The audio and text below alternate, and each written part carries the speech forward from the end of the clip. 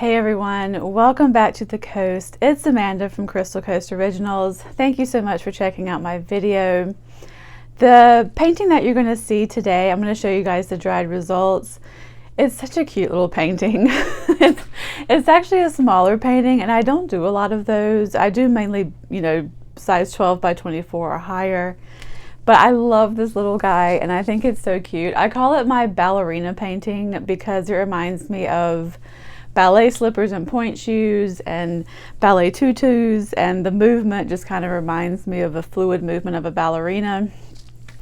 I will tell you guys, your girl here used to be a ballerina, not a professional one, mind you, but I did take ballet for about 14 years and I was decent. I was not bad, and I miss it.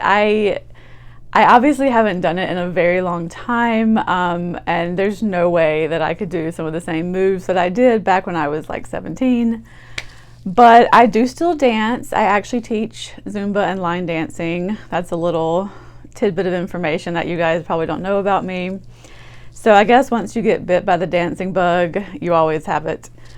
So I'm going to show you guys this painting. It's a 10 by 10 inch canvas and it's so cute. I love the little baby pink. It's got light pink and as well as a kind of a plum magenta, some beige and white. And it is a Dutch pour.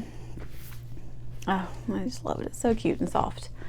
So the formula as well as the colors that I used will be listed in the description box. So please don't forget to check that out. Thank you guys so much for watching, and I will see you on the next one.